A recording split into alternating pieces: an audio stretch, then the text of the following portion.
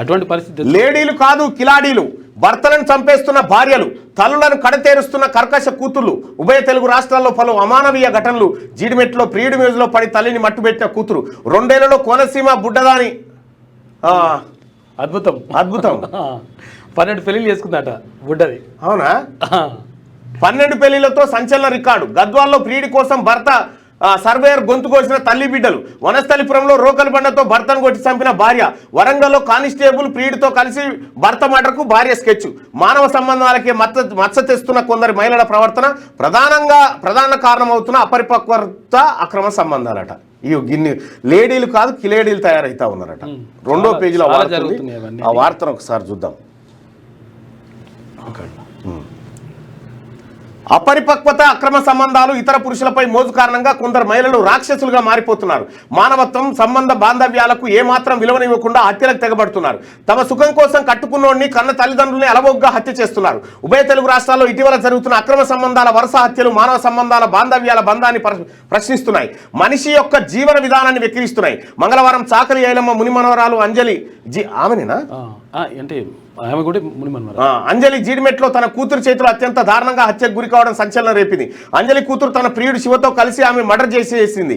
అంజలి కూతురి ప్రవర్తనపై మందలించినందుకే ఆమె ఈ దారుణానికి ఒడిగట్టడం గమనార్హం. శివ అంజలి ముఖాన్ని బెడ్షీట్తో కప్పగా అంజలి కూతురు ఆమెను సుత్తితో కొట్టి చంపేసింది. కూతురు తల్లిని మర్డర్ చేయడం స్థానికులను తీవ్రంగా కలిసివేసింది. మరోవైపు గద్వాల జిల్లాలో మేఘాలయ తరహా హత్య జరగడం గమనార్హం. గద్వాల జిల్లా కేంద్రంలోని గంటరేనికి చెందిన తేజేశ్వర్ 32 ప్రైవేట్ సర్వేయర్గా పనిచేసేవారు.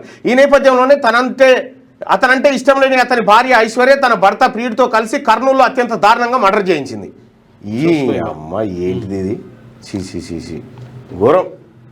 అన్ని సంపుతున్నారు. ఇష్టం లేకపోతే పెళ్లి చేసుకోకుండా అయిపోయా, ఆనే చేసుకుంటా.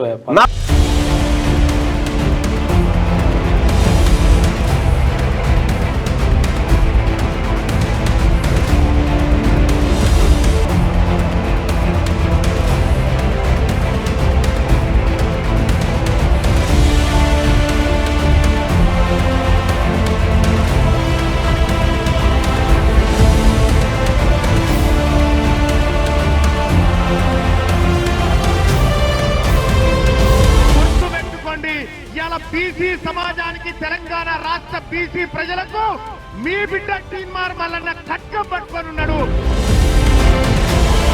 నిన్నటి దాకా ఒక లెక్క, ఇయాల నుంచి ఇంకొక లెక్క.